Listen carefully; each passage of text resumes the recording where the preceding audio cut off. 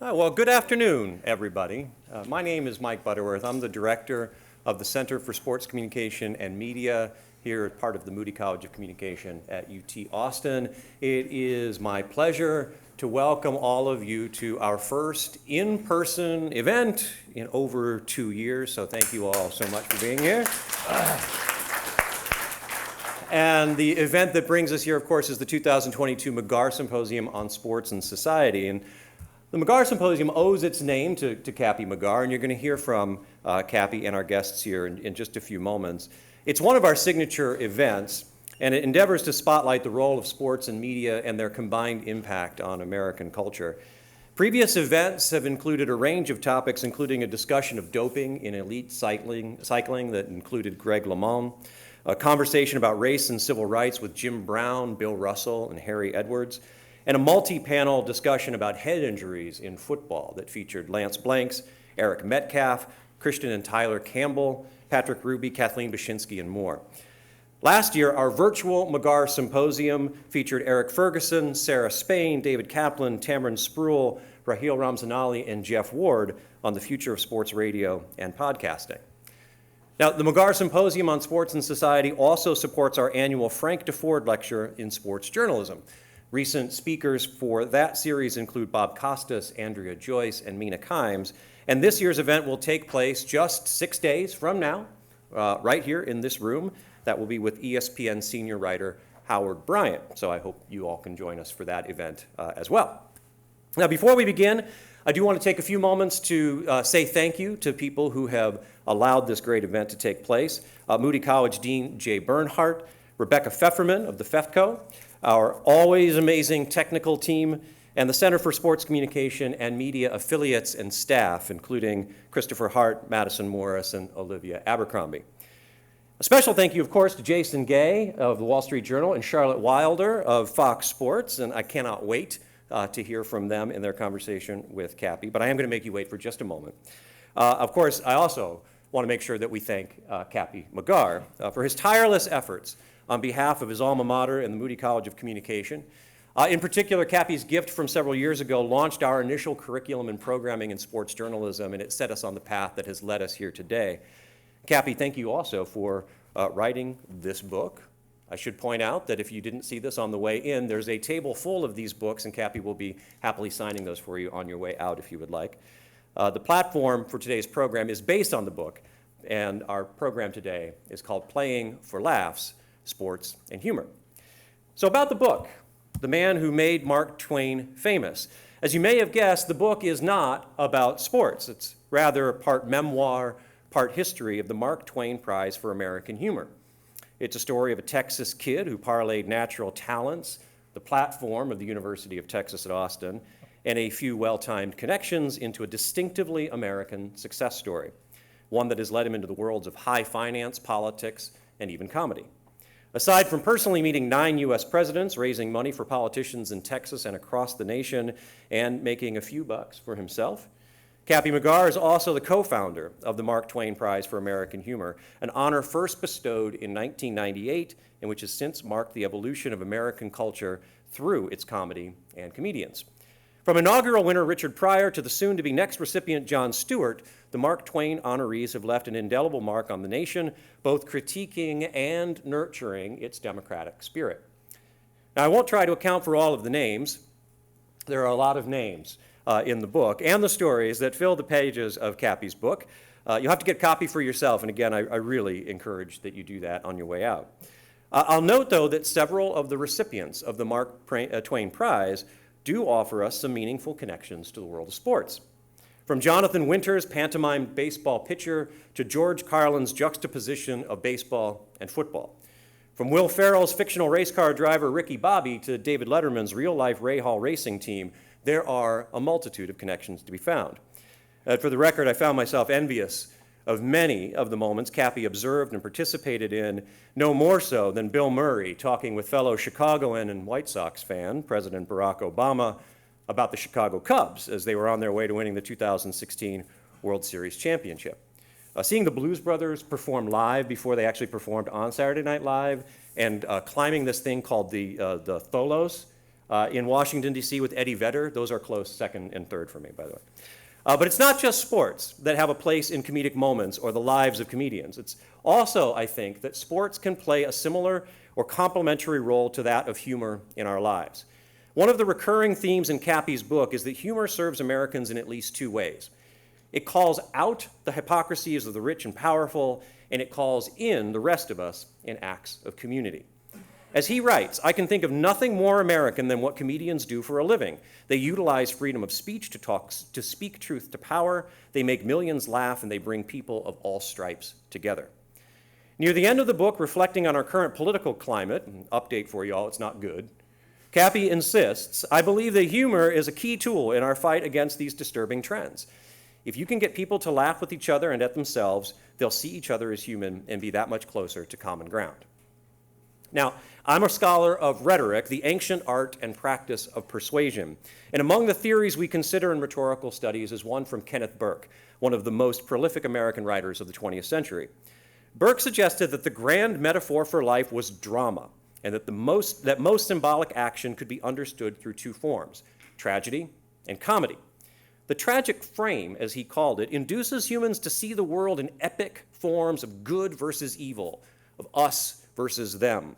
And it pushes language and ultimately our behaviors to extremes, causing us to harm one another, sometimes in symbolic, but other times in material ways. The comic frame, by contrast, compels us to see ourselves as the fools that we are. Human beings are not vicious, Burke insists. We're merely mistaken. Comedy allows us to accept our mistakes, to be humbled by them, and ultimately not to take ourselves too seriously. Indeed, the comic allows us to find our fellow humanity and common ground. In many ways, sports can do the same thing. While we certainly elevate superstars to heroic, even mythic status, and often exaggerate the importance of a given game, sports are more than anything an opportunity for communal play. Youth teams provide early opportunities to shape identity and values. College sports promote a unique form of school spirit and shape a lifelong identity. You're not just UT students, y'all, you're Longhorns. And professional sports can bridge divides, occasionally heal collective wounds, and drive civic pride. Yes, there are plenty of critiques to be made at each of these levels, but sports can be, perhaps should be, joyful symbols of our shared humanity and common ground. If comedy and sports both bring us together in their own terms, might it be that they can bring us together? I'm going to let our symposium tell us the answer to that question, and I'll have our namesake, Cappy McGarr, introduce our symposium and our guests from here.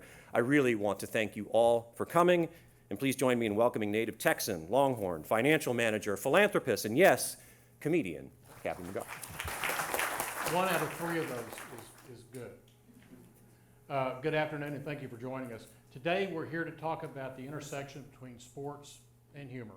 Now, your first thought might be, what in the hell does sports have to do with humor? There's a couple of answers to that question. One answer is that sports and humor have nothing to do with each other. I just wanted an excuse to hang out with Jason and Charlotte. But the other one, more serious, less accurate answer might be humor at its core is all about shared experiences, as Mike just said. A comedian tells a joke about a relatable topic. You recognize the truth in that joke, you laugh, and you come away feeling like someone understands the way you think. And sports are a ubiquitous experience we all share. Each team has a cast of characters. Each league has controversial politics. And each game has the potential of unforgettable moments that Twitter will mock for the rest of eternity. But whether you're watching team sport events like the Super Bowl or hand-to-hand combat like the Oscars, that's hand-to-face combat. But anyway, when you watch sports, you get to be invested in a cultural touchstone like no other with the perfect formula for humor. Sports generates an incredible passion, but they're not life or death.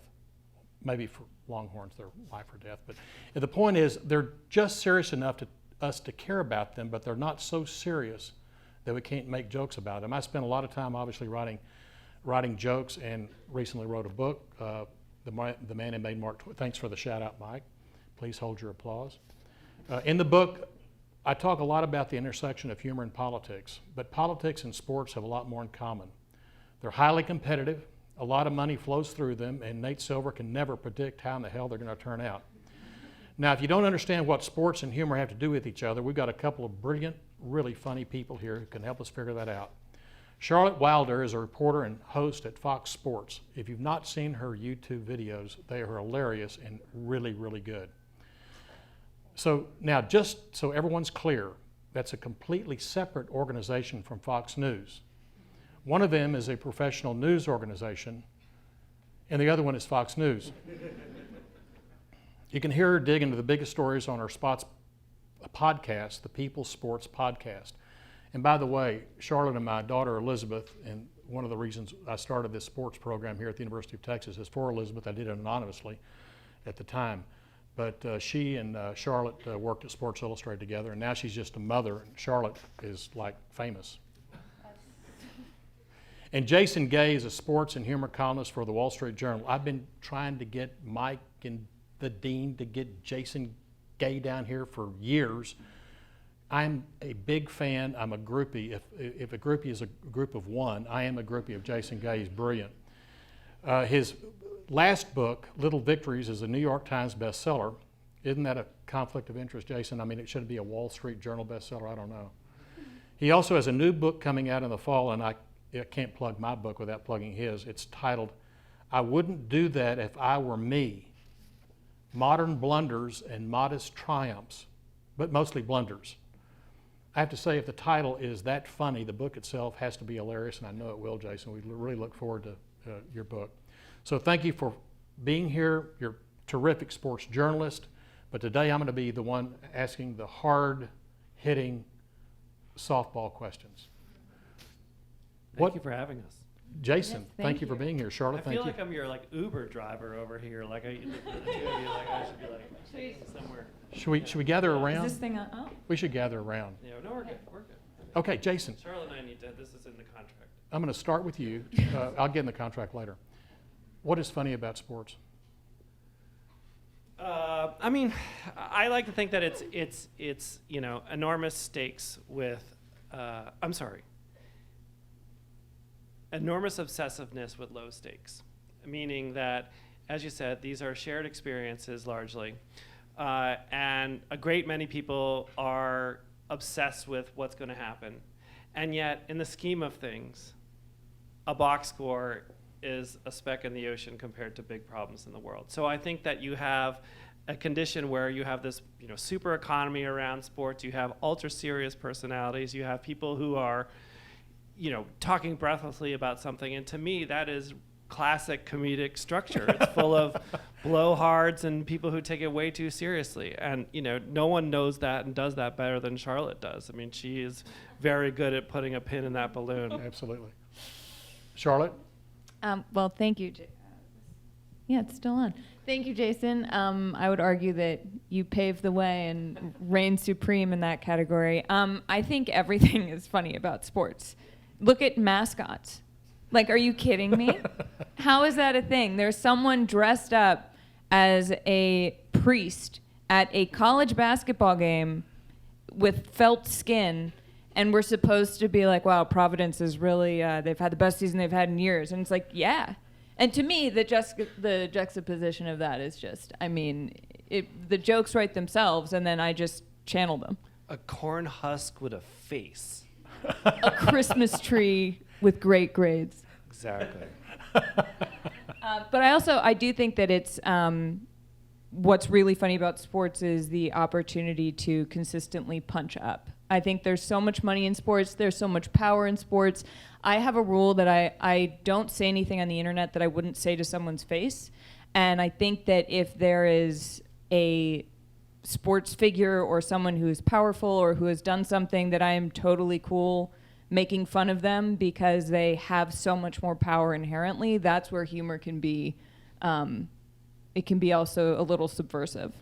I will totally say something on the internet that I wouldn't say to somebody's face. But that's the difference between a cowardly newspaper columnist and a, legit. Oh no, television I mean, I'm not saying that that I'm kind to people's faces all the time, Jason. I'm saying I just, I'd want to back it up in person. But I mean, Cappy, the thing that's happened over especially the past, decade and a half, I would say, is that as sports have become basically this liquid gold for the entertainment industry, because television sports are now, Pfeff can tell you, it's the biggest game in the world in terms of American audience. The last shared cultural experience we have in this country. Right. I mean, the ratings for the UNC North Carolina basketball game the other night were bigger than the Oscars. Yeah. It's become so powerful, and punching up is exactly the way to describe it. And we have this, opportunity here to poke fun at it, and very few people do it because, candidly, a lot of these media companies are in business with their things that they're covering, and so they're kind of bound to the idea of elevating leagues and making sure commissioners and owners are treated respectfully. How often have you watched an NFL report where the owner is referred to as Mr.? I mean, truly, it's kind of this like spectacle of obsequiousness that like we're under no obligation to uphold, and I think that's our job. We all do a great job with satire and sports satire, which I think is incredibly important, not only in every other business, but also in the journalism business. Satire is critically important. The question on every student's mind here is, how did you guys get such a sweet job? Jason and I we're both like, run. Get out of bed. No. You want to go first? You want to tell your story? I'm not telling anybody. I don't want anyone to come get my job. I got about 15 years left before my kids are out of college, and I just gotta hang on as long as I can. I mean, my story is sounding like I make horseshoes compared to Charlotte's, but I started a small newspaper and went to a slightly bigger newspaper and a slightly bigger. They're all out of business now, all the newspapers. But it's been this gradual rope ladder from one place to the next. Briefly along the way, though, I worked as an editor, which I actually at the time didn't appreciate it, but became a really valuable experience because it taught me to appreciate the need for punctuality, efficiency, proper editing, getting it right. Not that I didn't have those thoughts before, but it really made me appreciate the person on the other end who's getting the work that I'm submitting. So that was a really important thing for me to do. And I got lucky along the way too. There's no part of me that feels like, oh yes, I'm right where I should be. Like I feel like I'm lucky to be in the position. Talent took you a long way. Well, you're kind to say, but there are plenty of readers who will argue. And Charlotte. What's their names? They're too long to list. We could be here all day. At SportsDad69 on Twitter. But I mean, Charlotte, fundamentally, I don't know if you'd agree with this or not, but in your career, you're now a television star, but I think fundamentally of you as a writer, and I think that that will always sort of be in your DNA, and it is you. Very few people have been able to synthesize all of it really well. But do you think of that way? Well, that is the nicest thing anyone's ever said to me. Yeah. I do. I think, I got into this mess because growing up, my mom was a writer, a journalist, and I think when I was 6 years old, she was doing a story for the New York Times on what do mushers feed the dogs in a dog sled race. Which, if you know anything I've ever written, you're like, oh, she makes sense now. Okay. And she took me to Wyoming and put me in a sled, and I was like, well, if this is an option. What do they feed them? I actually reread the article off it. A lot of frozen meat. Lobster? Dog food. It might shock you to learn. Yeah, lobster, caviar. No, and so I knew I wanted to be a writer growing up, but I went to a small liberal arts school. We did not have a center for sports media. Colby College. Yep, Colby College. Shout out, Colby. Did you have role models, people you were like, I want to do that? No. No. I had absolutely no idea. I didn't know anyone in sports media. I came in totally blind. I had a blog, and my blog got me a job at a cooking magazine, and then the cooking magazine got me a job at a website part of the Boston Globe, which was rebuilding. All right. Sort of let me do whatever I wanted. What was the name of your blog? The Wilder Things. Oh, great. Perfect. See, much better last name to start a blog. Is it? You mean instead of the gay thing? Actually, I don't know. You could do some amazing. Definitely, yeah. Different vibe, though. You could start a clothing company. Don, we now are gay apparel. Charlotte, Yeah. okay, so you were Sports Illustrated for a bit. How did you get into TV? And obviously there's a huge difference between writing in a magazine and doing things on TV. I think Jason said it correctly. I don't think you can be a very good television person unless you're a really good writer, and you are. But tell us how you got into TV and how that happened. I mean, so it's luck too, you know, being in the right place at the right time. I was at Vox Media at SB Nation, and Sports Illustrated was like, we need to start a television network. And I was like, okay, well, okay. And they were like, and we want to pay you to be on it. And I was like, okay. I was like, great idea.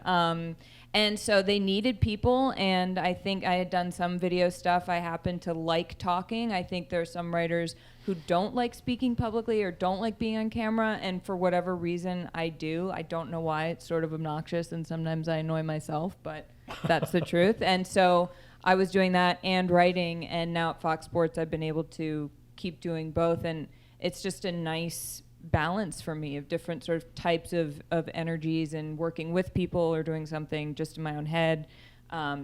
So I think that sort of everything does start from a place of what am I saying, or what are the words, Right. or what is the thought. When you're like judging like a success of something, because like I think of like when you were doing the SB Nation stuff, a lot of that stuff would go viral, and it would be like, you know, I don't know what was considered a mega success, but you know, tens of thousands, hundreds of thousands, probably a few instances of millions of clicks, and like, does that determine in your own person, you know, in your head, like what is success or failure, or you judge it by a more sort of holistic metric? Well, I don't know if you found this at all, but I feel like what we were going by in like 2015, 2016, you know, metrics or the way Twitter worked or what the work was is completely shifted. Sure. Like, I don't think articles go as far on Twitter anymore. I think that every news organization has an app, so a lot of the reading is being done in the app, so you don't necessarily see where the clicks are coming from, and it's a little bit more of a siloed, mysterious experience, and in some way, I've liked not knowing, because it means I just sort of do my thing, and if something does well,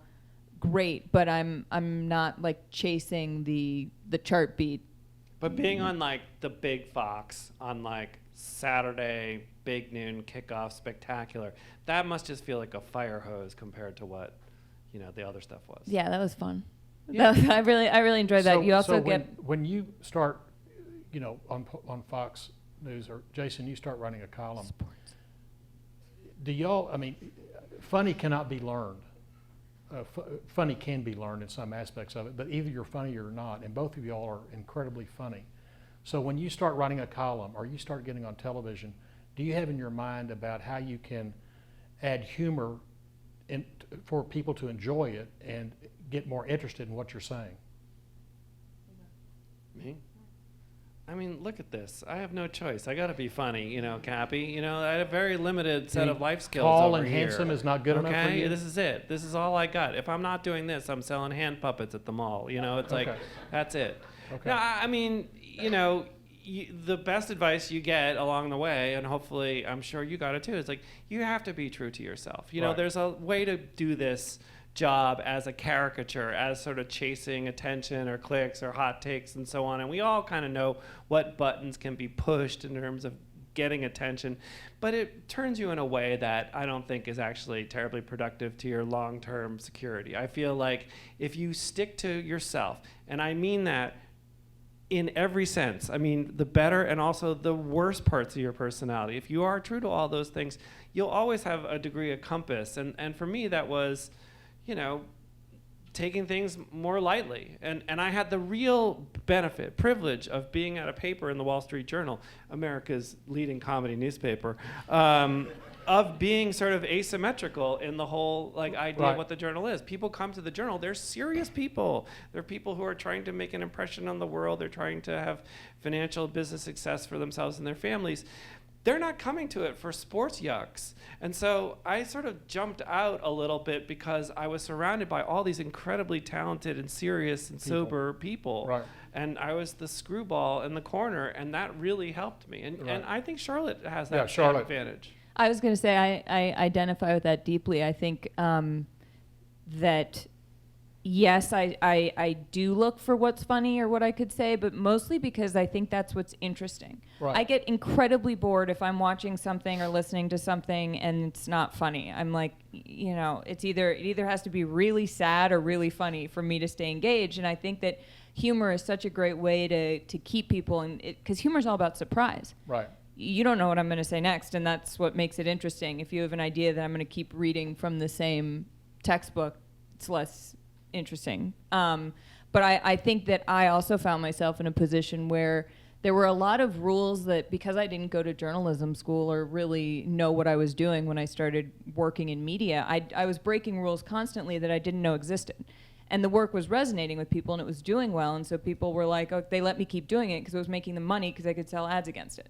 So for me, it was very much like, oh, okay, didn't know this wasn't how you did things, but I'm going to keep doing it. And it was very different. I mean, I have to be honest, though, like I still walk into press boxes sometimes, and I feel like the black sheep. Like I feel like people are looking at me as though, like, oh, she doesn't do things the way we do, or she Right. doesn't follow these rules, or it's not the way that we serious journalists do our serious work. And it's something that I kind of have to just like battle through and be like, all right, well, they might think you're an idiot, but like people on the internet seem to like it. So. Well, I'm going to ask a very, maybe the most important question of the day. Justin Leonard, Ben Crenshaw, Tom Kite, Jordan Spieth, Scotty Scheffler. Is there something in the Barton Creek water? I mean, Texas graduates have won more Masters than any other school. You're just playing to the crowd, Cappy. Of course! No.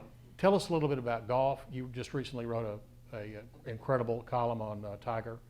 But give us your thoughts, both of y'all, on the state of golf and State also, of golf. well, the state of golf, not only the state of Golf golf, is but the also funniest sport. how great the University of Texas is putting out all these incredible golfers. You're just talking about golf, so we don't talk about football, right? That's We can talk about football later. Listen, golf. I mean, what do you mean the state of golf? It's like golf is getting crazy. Like, woo, golf. Like, golf is golf, man. It's like, it's a bunch of sticks and some balls, and you go walking for 18 holes. And like, there are some iconic, famous athletes. Tiger's saga, and it is truly this, like, I mean, Shakespearean, the most overused term in all of writing, but this is truly, an epic life.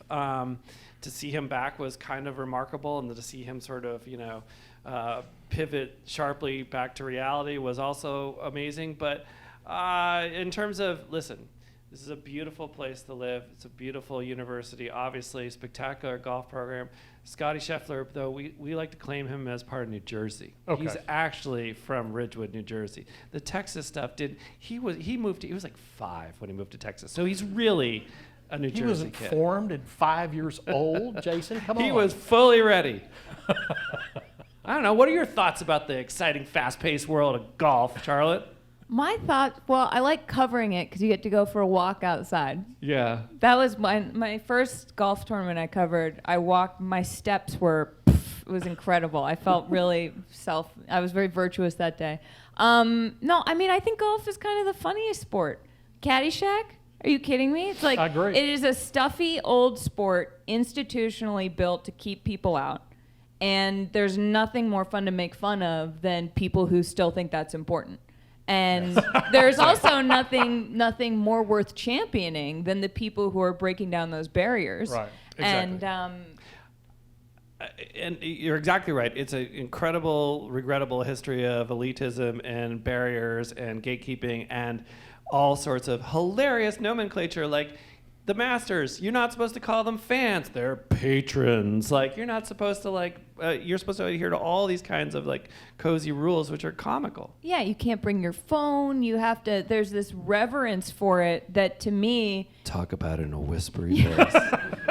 He's off on, we're off to a bad I mean, start, Jason. the thing that I always laugh at watching is like Jim Nance is like not standing next to the green whispering. He's in a room a half mile away. But there is nothing better than taking a nap to Jim Nance's voice during the Masters. He's doing America a service, Jason. You're so right. The thing I also noticed about Nance this year, and always in the Final Four, is that he does the college basketball weekend before the Masters, and he is generally enthusiastic for the basketball, but then he starts talking about the Augusta National like it's his most favorite child. He's like, this college basketball is great, but coming up this weekend. Next week Next on weekend, the the best real week stuff. of my life. Yes. Okay, now we can talk about football. Oh, okay. And so the issue of that we talked about at lunch a little bit was football players being paid. And give us kind of your view on that. It's generated a lot of controversy. It's generated a lot of misunderstanding, I think. And tell us what both of y'all think about that. You're the big college football wizard over here. Yeah, I interview live mascots, Jason. Are the I mascots? met the can ponies that pulled the Sooner This is schooner. a serious question. Sorry. Can a mascot get an NIL? Oh God, I'm sure. I'm sure Bevo. Is Bevo hooked up yet? I went to his ranch. I hung out with him in his natural habitat. It was one of the best days of my life. One of the cowboys let me wear their hat. I felt like I was flirting in 7th grade. I mean, I think players should make as much money as they possibly can. And I think that if NIL deals are a way to do that, then great. I still think that there should be a system where they are paid through the institution that they are making so much money for. But I think NIL deals, I mean, I love right now, I think as of 2 weeks ago, the top paid athletes were 5. There were 5 of them, the top 5. That's how top 5s work. And 4 of them were women's college basketball players. Paige Beckers is making almost $1 million, if not $1 million a year. It's just, to me, that's really exciting because I think that there's this narrative in sports that like, oh, people don't like women's sports. Like, they're not as good. They're not as fast paced. And it's like, no, you've just been socialized to think that. Everybody loves watching women's gymnastics. People love watching Serena play tennis. It is total socialization. And I think that if you see, if schools, if broadcasts, if these places and institutions can see like, oh, whoa, Paige is raking in more than, Stetson Bennett. That's the first football player. I believe the women's tournament final was the highest rated ESPN college basketball game in close to a decade. Yeah. Of any kind. Yeah. And it was great. And so and the broadcast was great. And so that I think people follow the money. And so I Right. think that if people see where the money's going, it's more likely to give everything else a Jason, boost. what's your view on it? I mean, listen, I think that college sports created this for themselves. It's not a case of like they let the horse out of the barn. They let the horse out of the barn, they put it in a Bentley, and they drove it to like a Gulfstream jet. I mean, this is a incredible multi-billion-dollar megaplex that they freely allowed to happen. They started paying coaches, not just $1 million a year, but $5 million a year. And now we have $10 million a year coaches. You're shuttling assistant weight coaches by private jet to job interviews. You are, creating a giant mega billion, economy around college athletics. And by this, I mean, the high profile, high revenue sports.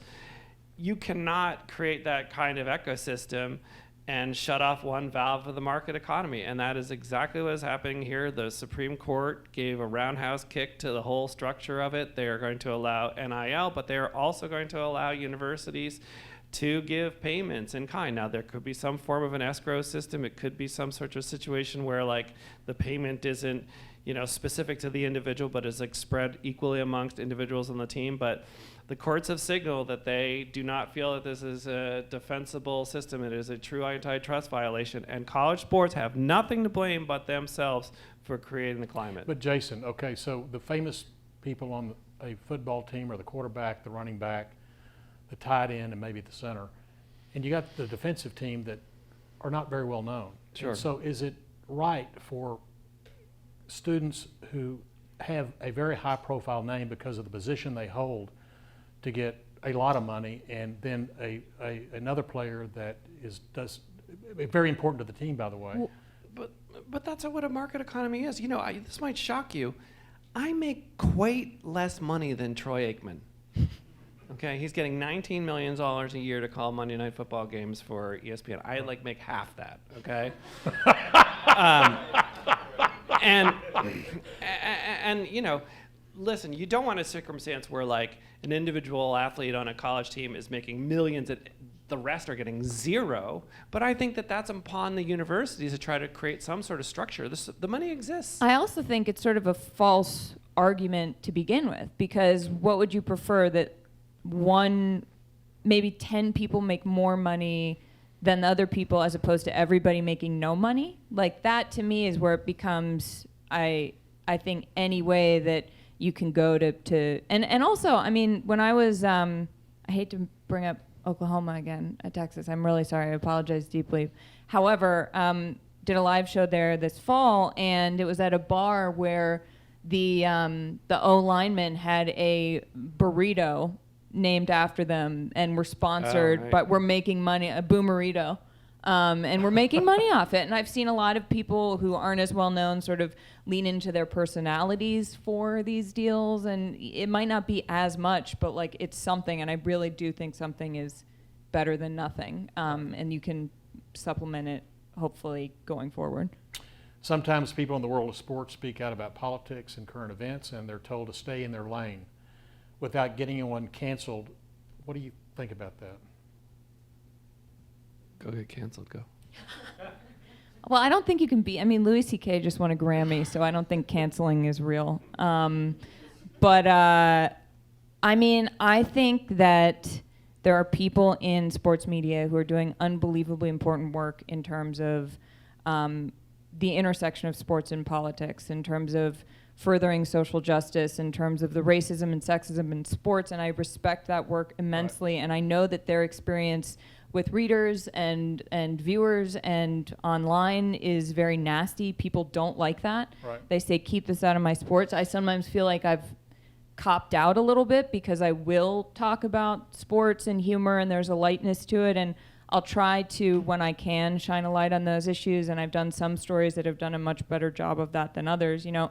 But I do think that for me personally, I think when I speak out, I want people to hear it. And so I sort of, I don't know, it's something that I grapple with a lot, but I think it should, I don't think that you can have sports without politics. You can't have sport, it doesn't exist in a vacuum. So I don't know, I don't think there are lanes. I think a lane is a completely made up Jackie Robinson, thing. I think, was a good example of sports and politics coming together and converging. There's All of it. so everything, you know. Muhammad Ali, All of etc. it.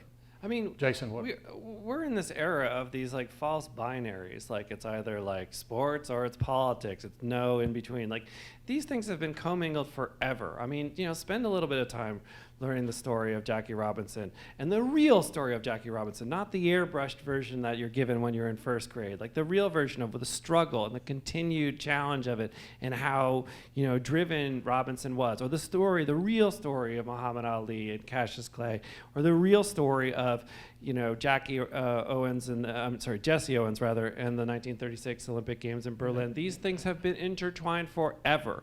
This is not new developments. It did not begin with Colin Kaepernick. It did not begin with, you know, you name the choice. And I do feel it's also entirely possible for it to have humor structure to talk about. I don't think that, you know, all of a sudden because politics can be injected into sports means it's like off limits to have fun with it. We had a sitting president of the United States, not the current one, the prior one, interjecting himself into NFL discussions about what quarterbacks were playing and what quarterbacks weren't playing, and like that was just so beyond bizarre. And like, you know, it's a feast for someone who does what we do to be able to sort of get under the hood of that, because everyone's talking about it, and like that's what the job is all about, I think. And like I don't, you know, this whole thing of like, what is the thing? Oh, shut up and dribble. It's like, come on. I mean, that literally has never been the case in the history of sports, whether it's professional, collegiate, just sports in general. This stuff has always been politicized. Right. Who are the funniest athletes and who are the funniest commentators, and accepting yourselves? And is there anyone else who needs to lighten up? I mean, I might not get canceled, but I'd get fired if I went into that list. Who needs to lighten up? Yeah. I think that the funniest athletes, I mean, Shaq. Shaq is comedic gold. He's hilarious. Shaq is incredible. I have a trying to think Shaq story. Okay. A handful of years ago, I was in LaGuardia Airport, one of America's great airports. And I walked into this little bakery, and there's Shaq and Barkley, like, in line in the bakery. And they're ordering food for their whole TNT crowd. Like, they're just doing and I'm in line next to Shaq. And, like, I mean, it's like, you know, a redwood. And he gets the thing, and it's like, 14 iced coffees, 20 bagels, and all this stuff. And he's like, got it all? He goes, and this gentleman will pay, pointing to me, and like takes my card out of my hand and like puts it in. Anyway, I did not pay for the That's TNT. incredible. But the thing about those guys, I think, is that it's one of the rare instances where, and you're an instance of it too, where the person that you are getting on television is the authentic person. Like they're that what you see on that show is what they are as individuals. They're not TV phonies at all, and that's what people love about it. Yeah. That's why you want to watch it when something crazy happens in the NBA, because you know that these guys they're not like sitting there like in a pre-production meeting discussing how they're going to argue about it. They're just going to be themselves. Yeah. Yeah, I think that for me is crucial. I think that knowing someone in person and seeing them on TV, and when those things line up, it's like, it's a huge relief, because I think that there are people who, I mean, when you break it down, what we are doing for a job is reporting on people who are playing a game with rules that somebody made up that we all just accept as like, well, that's how it's done. And matching shorts. Matching shorts. There's no life consequence unless you're a gambler on the outcome of any of these games. And so to me, it's sort of like that premise is inherently hilarious. So when people talk about them as, and there are very serious issues within that. But if you're talking about the X's and O's and you think that you're like solving the climate crisis, that to me is there's a disconnect. Right. College sports is always great for the over-serious type person. There's so many instances, and I'm sure you've seen it up close and personal too, where like you see the college coach who has had a bad week or a bad month or a bad season, and they just want to take it out on whoever's sitting next to them, and they will lecture the press about the way things are supposed to be or the way things were, and it's my favorite stuff. It's beautiful. Yeah. It gives us things like Mike Gundy's, I'm a man, I'm 40. When you think of comedic moments in sports, what stands out for you? Comedic moments in sport. I mean, like the butt fumble. I was going to say butt. Anytime anyone catches, or like anytime there's like a butt involved in something in the NFL, I think that's very. But my favorite, actually, there was a Packers game in I think 2016 when a squirrel got loose and ran all over the field, and they couldn't catch the squirrel, and the game was delayed for a long time because they were trying to catch the squirrel. And I wrote an article from the point of view of the squirrel. And I was like, it's insane that someone gave me money to do this, but I did. And it's probably one of my favorite things I've ever written. But yeah, so that's sort of, I think anything with animals, where the animals are okay, I think is great. Right. Like most people, like they see the animal go on the field, they're like, we got to get that animal off the field. And Charlotte's like, yes. I'm like, keep going. 900 words. Yeah, seriously. I'm like, oh, there's my column. There was a cat, a Giants cat. There was a black cat.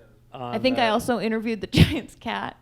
I was this close to going to Meadowlands to try to find the cat. My editor was like, no. She said, do not go to the Giants stadium that is closed right now to try to find this cat. One of the big changes in sports media over the last decade has to be the rise in social media, and has this the relationship between sports and humor, and another word I've been told to use this is meme. Has sports changed and sports and humor changed because of social media? Are y'all on social media? What's social media? TikTok, Facebook, Just like Spacepad? Instagram, Instacart. if What does you're Bill hungry. Belichick call it? He called it my Face face. mash, No, my face. My face. My face. Yeah, that's the best. He's totally coming up with that as a joke. I mean, I think Belichick is secretly very funny. I think he's secretly very funny. Yeah. And he knows it. He definitely knows it. You talk about face mash. We actually, our AD here is a comedian and one of the funniest people like ever. So Belichick level funny. Does he Better. say we're on to Funnier. Cincinnati and mean it? he's a funnier person than anybody in college sports today. I'm trying to get a good ticket to the Texas OU game. I mean, social media it's changed everything. It's sort of like, you can't separate sports and politics. It's no different from sports and social media. It's no different from politics and social media. It's changed everything. I do think that one thing occasionally Twitter will still be great for is a big funny moment in a game.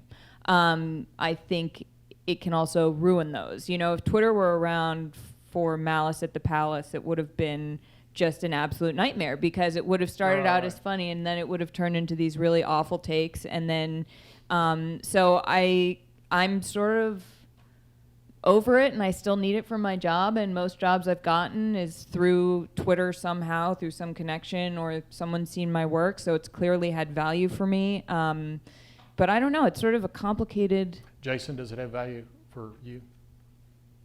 I mean, broadly speaking, no. I think what it's done is just shifted the metabolism, and you know, it accelerates it, and then it sort of de-accelerates it over time. And I think Charlotte was alluding to this earlier, that, like, you know, there was a period of time about 10 years ago, or maybe a little bit less than that, where, you know, every digital enterprise or even a legacy paper was obsessed with the idea of just digital build and creating as much action as possible. The problem has been that you don't necessarily can't, like, you know, translate that scaling to, this is really turning into a Wall Street Journal talk, but you can't, like, translate that into, you know, profit necessarily. And so what people tend to come back to, I always find this entertaining for historically, but, like, people come back to, like, good stories well told, right? It's like, you know, like, you got to do this, you got to do this. It's hard this to read good writing on social media. Well, you know, there's plenty of people who are doing awfully incredibly creative things, but I think what you're trying to do off of social media, whether it's on broadcast television or a newspaper, is give them something they're not getting there. Right. And, you know, you might be able to introduce them to it, but, you know, it doesn't feel as much of a requirement as it may have 5 years ago. 5 years ago, we would be talking about these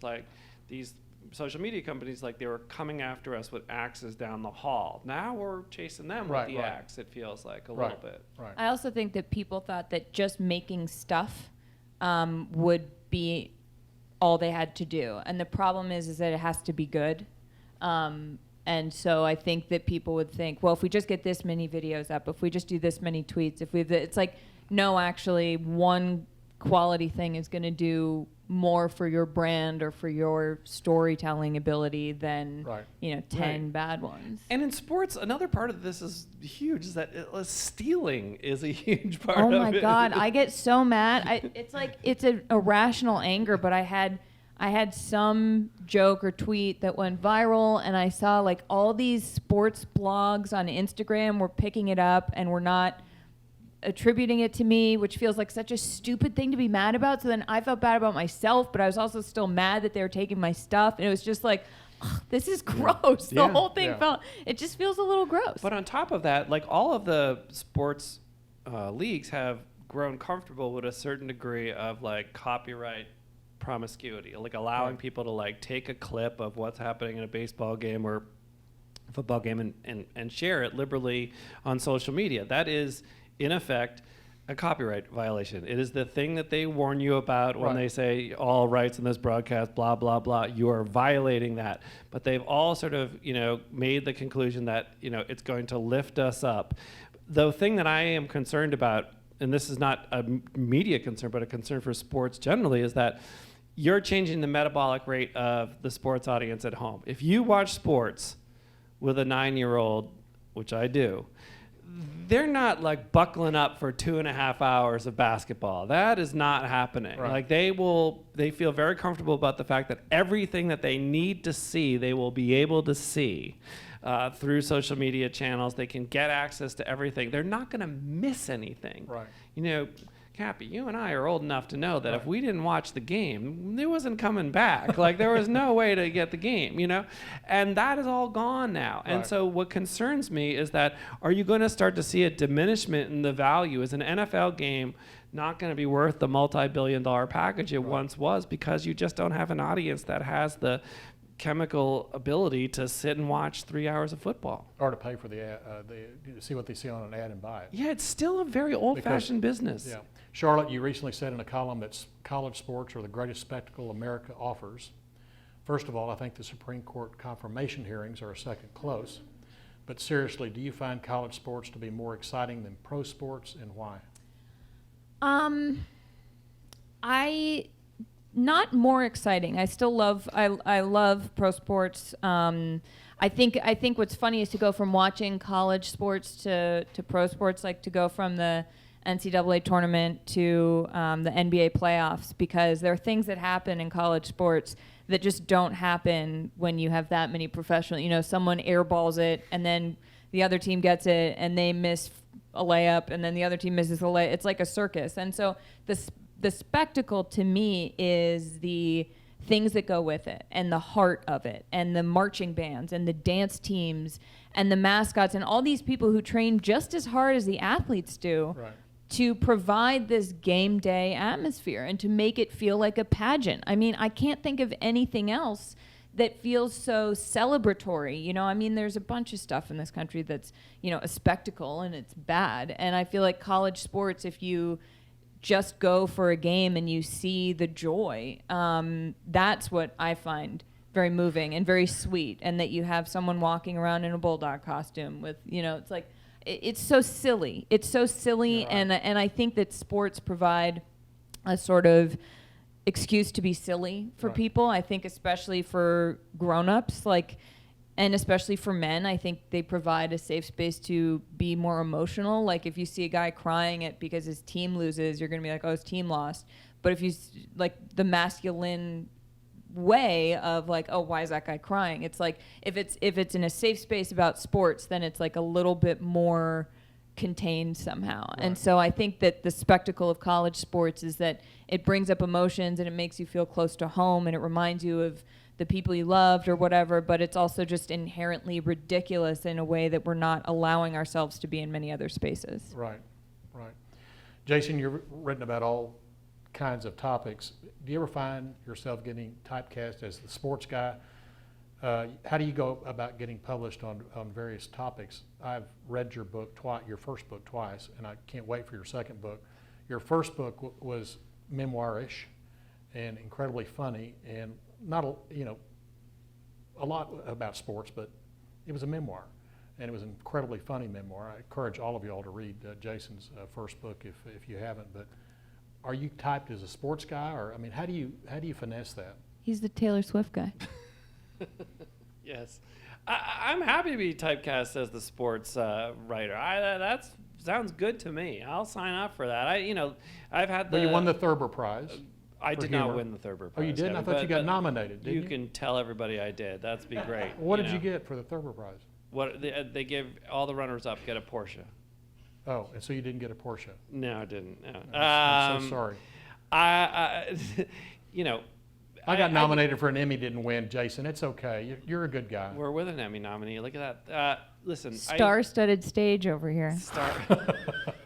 Everybody's a winner. Nobody's a winner. I didn't come to this job that I have right now with a sort of a specialization in sports. I had been, doing basic grunt work, newspaper work for a long time. I had covered media. I had moved into magazines and had done a lot of entertainment writing and human interest writing and stuff.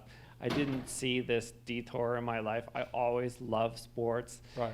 I think that it is like cheating as a topic to be able to cover because people are meeting you more than halfway with their enthusiasm. It's such a privilege to be able to write about sports because people are like, I love about teams.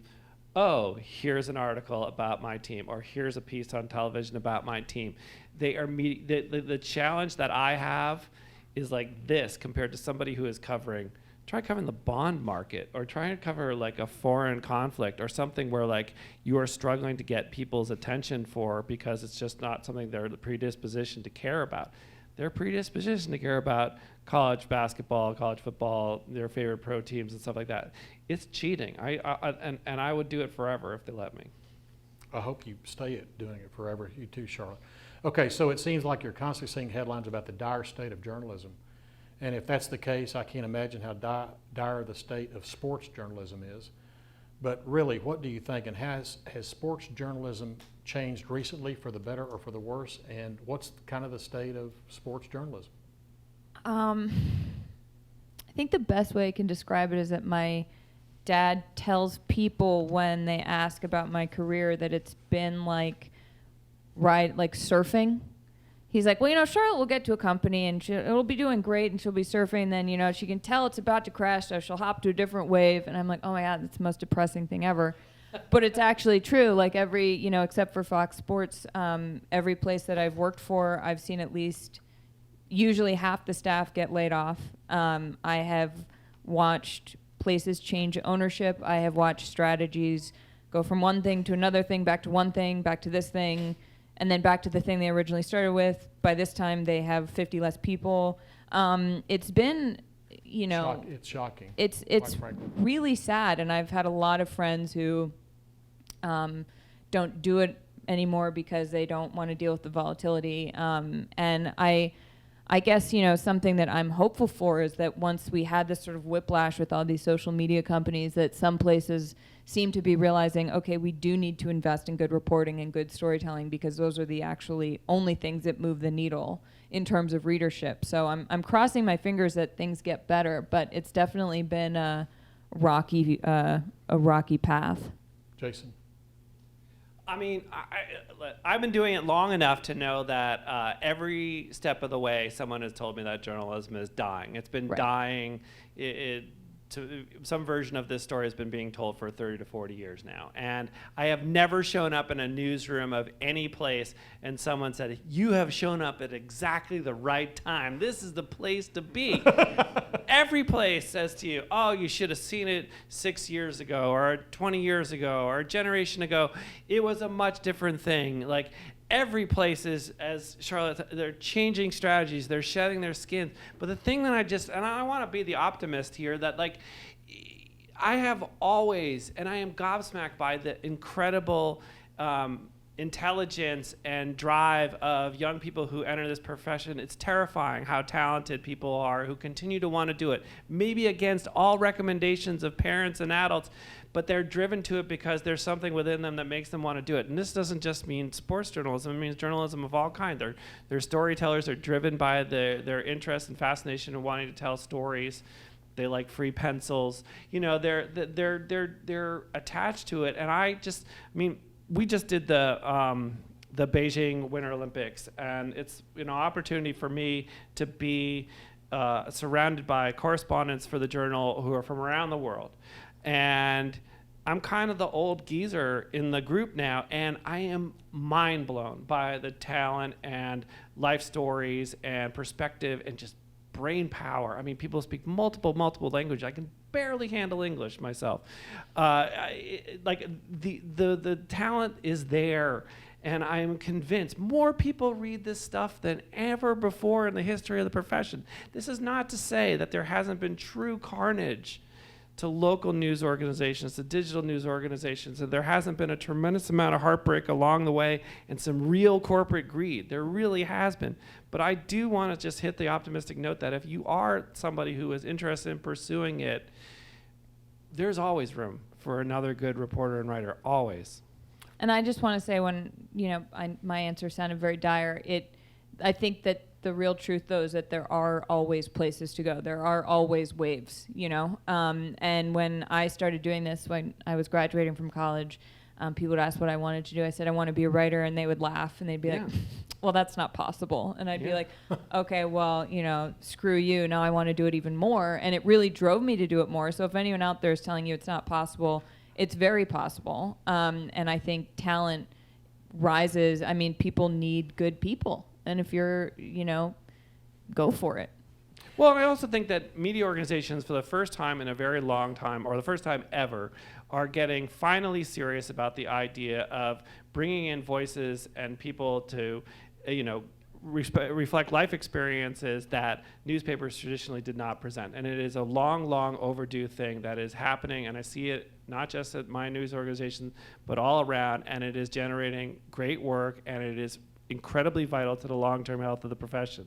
I want to ask you, were you at any of the places that you worked, any of the 50,000 places did you ever, was there ever, where you were like, I'm at Facebook, man, this rocket ship is taking off, or were you always kind of like, the rocket ship might be going down? I think, honestly, I'm such an optimistic person that I think everywhere I got, Oh, I was like, okay. all right, I'm here now, Right. and I'm going to do Right. my part to Good lift this times thing. roll. We're going to go to the moon. Right. And then it's like, we didn't.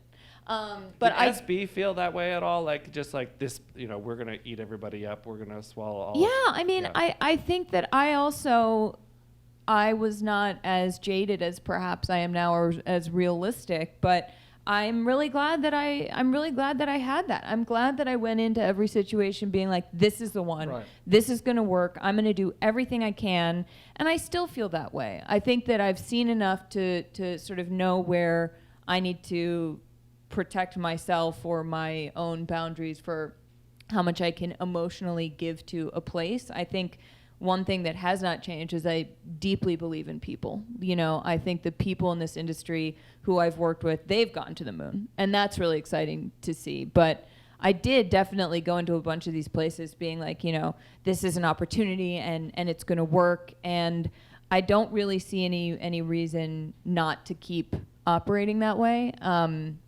Unless, when you can kind of tell if you're in a place where it's a toxic work environment, or if the things aren't going well, you're like, okay, I think for me, I have to leave, or it's like there's a whole structural thing that might make more sense. But with that attitude is why you're on television.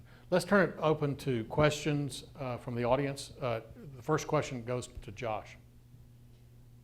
What? Come on, Josh. Let's go.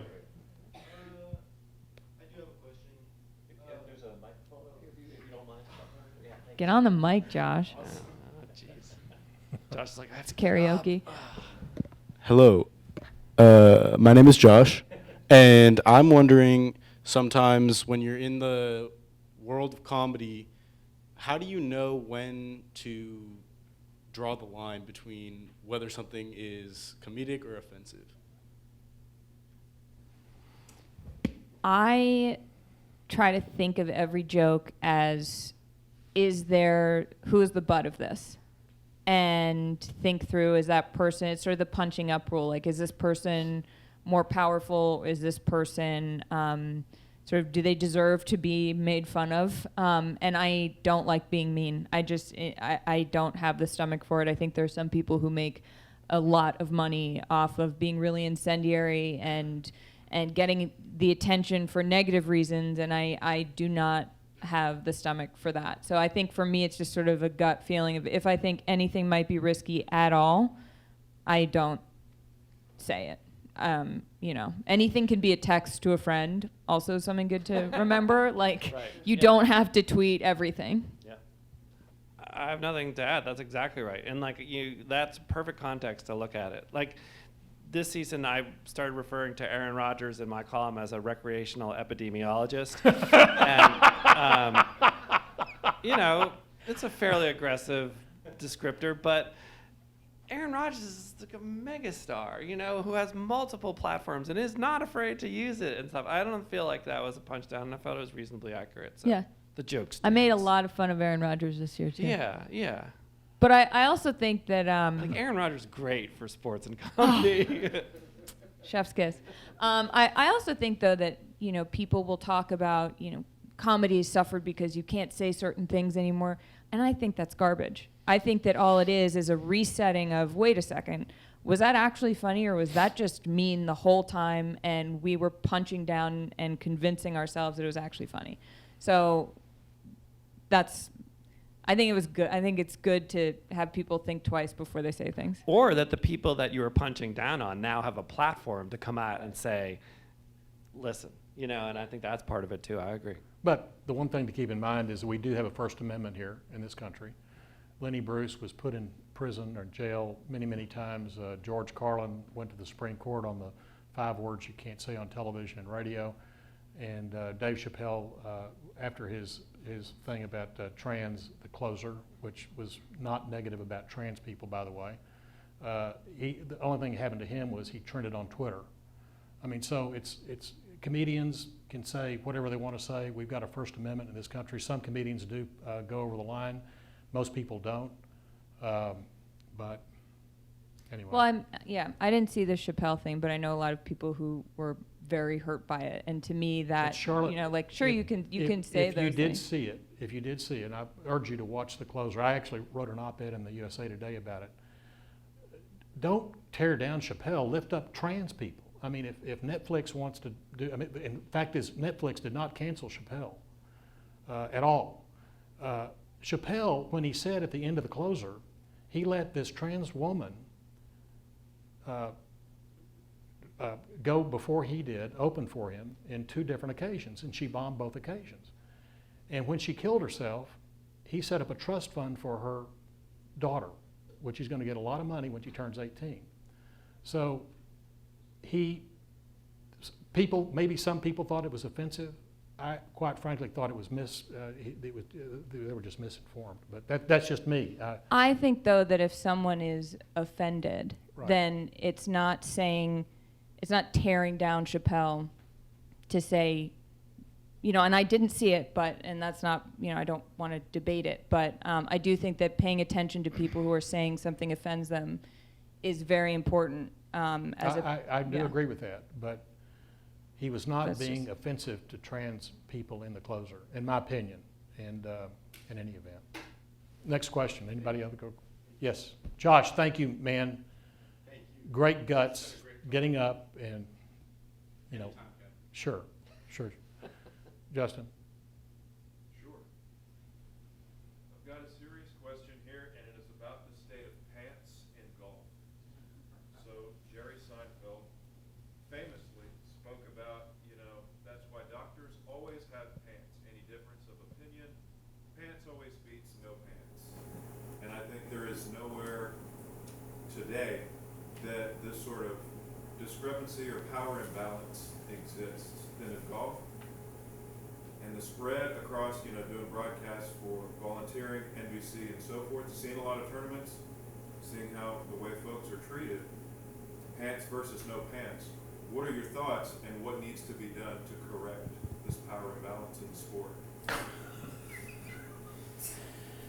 Do you mean like pants versus shorts, or pants versus like no pants at all? It's a spectrum, shorts are more common than no pants. Yeah, I'm against no pants. Same. Just generally in golf. Pantsless golf doesn't feel like. I mean that like nothing. Like I. Yeah, I the- want You mean like going I want some naked? gear. we want some pants. Yeah. I'm cool with shorts though. The players want shorts. I mean, I think, the young generation out there, ironically, Scheffler, who just won the Masters, one of the things that teammates of his told a colleague of mine at the Journal, he wrote a great piece about his sort of background, was that he wore pants always as a young junior player because he wanted to just project pro. He didn't have to. When you play junior golf, you don't have to wear pants, I'm pretty sure, almost always. And he just always did because he just wanted to feel like more professional. But it's, I always feel very strongly that sports should keep the sort of eccentric things that make them weird and not just try to become like everything else. And I think little prohibitions here and there are kind of funny. But golf doesn't need that. You need pants all the time. I would, how do you feel about muscle shirts? All these guys are ripped too. What do you think about that? I mean, where are the smokers, on golf now, there was a picture that was circulating on Masters Sunday of Arnie and, I can't remember who the other golfer were, and they were just having a heater right there on the 18th hole, and I was like, where's that? You don't see that anymore. We need that energy back in golf. Yeah. Cancer. Let's put cancer back in golf. Any more questions? Sure. So my name's Josh, also Josh, but Jason, I was fascinated when you said sports is a enormous obsessiveness with low stakes. I was fascinated, but was that just from your intuition, or was there some sort of influence that made you think that? You mean, is that an original thought, or am I plagiarizing it? No. Is there a It's story behind entirely it? possible I'm plagiarizing it from Charlotte. I actually wrote. Yeah, I was gonna say it was me. Yeah. Okay. That's a topic that comes up here and there, and there's, I've said versions of that before. But yeah, I mean, and it's not to say that there aren't stakes. I mean, you take something like the Olympics, where somebody, almost every Olympic athlete is living in a very low-profile space, and they do this every 4 years, and there are enormous consequences for success or failure. It's not like there are no stakes, but I'm just seeing, in the general scheme of life, it has lower stakes. And again, so the ultra seriousness that surrounds the game, the reverence for it, is something that I always feel has great comedic texture. Any more Joshes want to ask any more questions? There was somebody else that had their hand up. Yes. Hold on.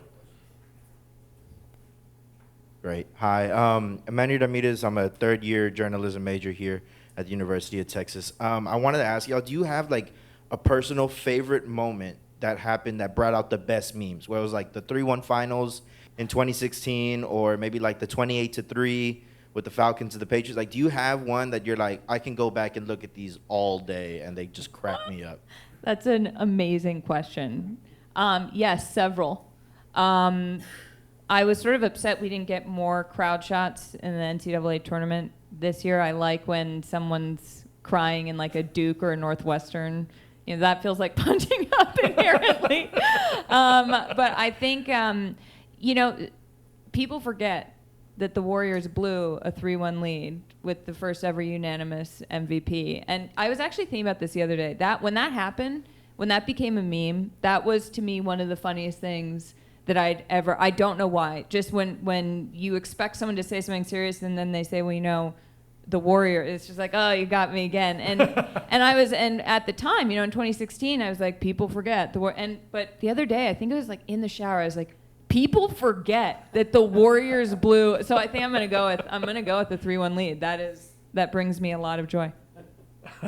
Jason. I'm like the last person who still laughs at crying Jordan. I'll still like get a big gag out of like a crying Jordan. There was a Krzyzewski crying Jordan recently, and I was like, you know, like, and Krzyzewski to me is kind of like a classic example of the divide that we were talking about at the top between like serious reverence and like comedy. Like Mike Krzyzewski, iconic coach, indisputable, all-time wins leader, impeccable resume. I mean, just an all-timer.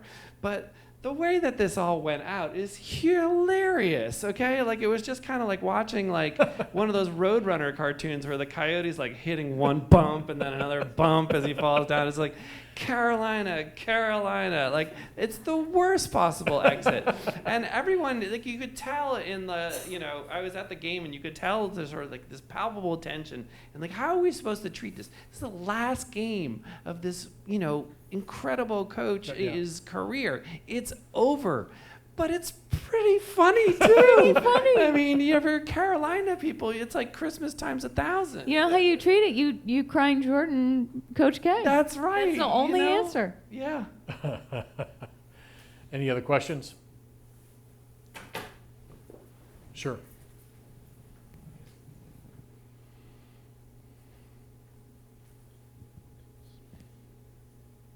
Charlotte, is this on? Yeah. Charlotte, you mentioned how sports betting is one of the only instances in which there are real life implications for fans.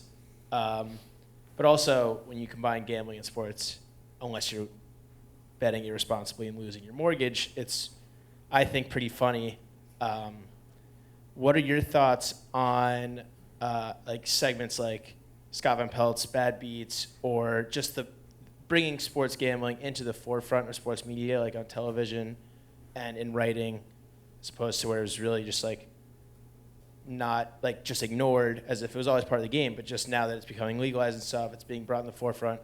What are your thoughts on that, just as it's finding its place in sports media for you both, and also the implications it has for bringing humor into that aspect of it? That's a great question. Yeah, I think that if it's rich people losing money, it's funny. I think that if it's someone who's getting suckered into something without realizing it, there's nothing funny about that at all. But a friend of mine recently went to a Knicks game when they were already out of contention and placed $21 bets. And, you know, someone... $21 bets. And, you know, someone got a rebound that was completely inconsequential in a completely inconsequential game, and he was in there being like, yes! And people were like, what is this crazy part? He's like, I won 175! So, yeah, I think it can be a great vehicle for humor. I think it can be very funny for sort of raising the stakes, but, like, you can raise them and also keep them very low. I do think that, you know, I love the Bad Beats. I think that it's almost like a clown car a little bit.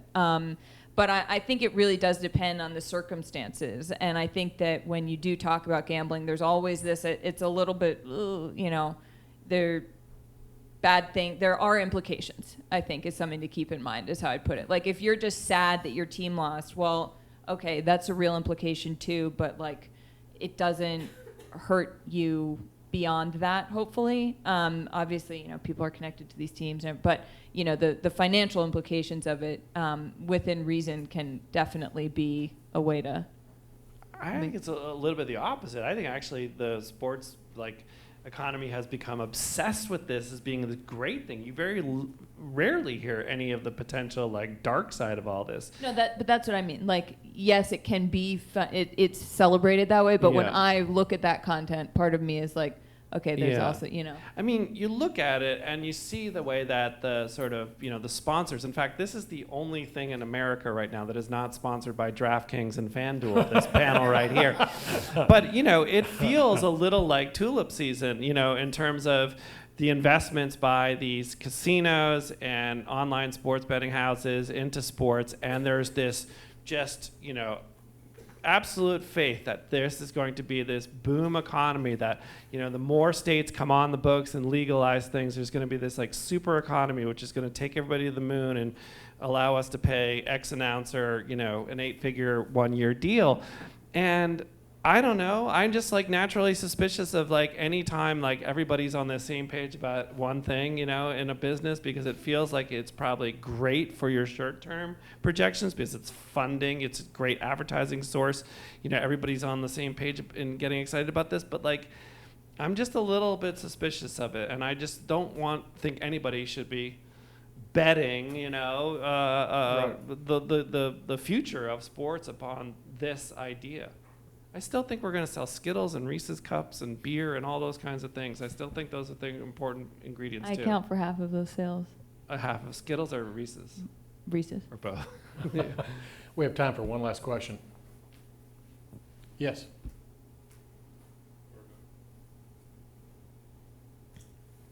Given the traditional role of baseball umpires, what do you think about now the FTX baseball umpires?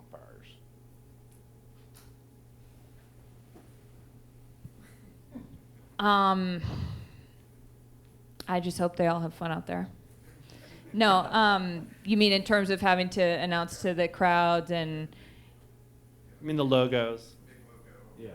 Oh, I mean, I feel like sponsorships have become so ubiquitous that I'm more inclined to notice when there isn't a sponsorship thing on something than not. I don't think I would have even noticed that if you hadn't said that, which I maybe feel bad about. But I think that so many things have logos these days that it sort of washed over me a little bit. I don't know. What do you think, Jason?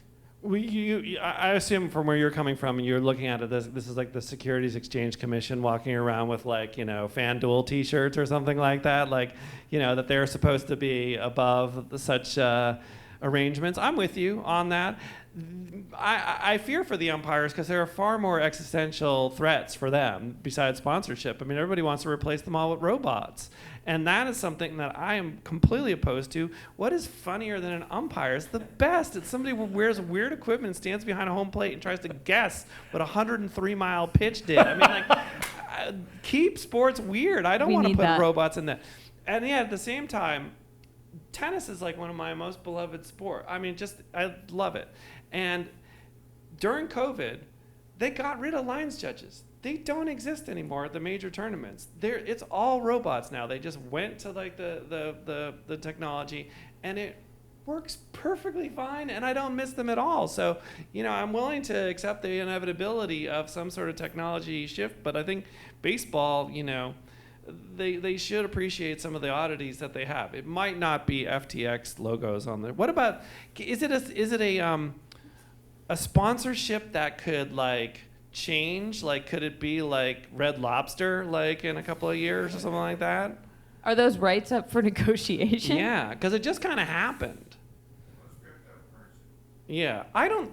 You know, I'm fussy about like the logos thing. Like you feel like a real old fogey when you say like I don't like the Nike logos and the Yankee shirts, but like I don't like the Nike logos on the Yankee shirts. I think it makes what is actually one of the few American notes in global sport. We are the last domain of not having a giant like Chevrolet across the top of your jersey like almost every other sport in the rest of the world.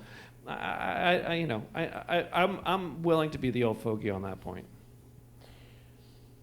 We were so honored to have both of y'all here. I am honored to have y'all here, and y'all have been incredible guests and panelists, and I just thank you so much, both of y'all, to Thank you for having enlightening us. on sports media. Thank you, guys. Thank you for listening to us. Thank you, Cappy. We want to make sure we say thank you to Cappy as well, and please make sure you come get a book on your way out, and join us again next Monday at 4:30 in this room for the DeFord Lecture with Howard Bryant. Thank you so much, everybody.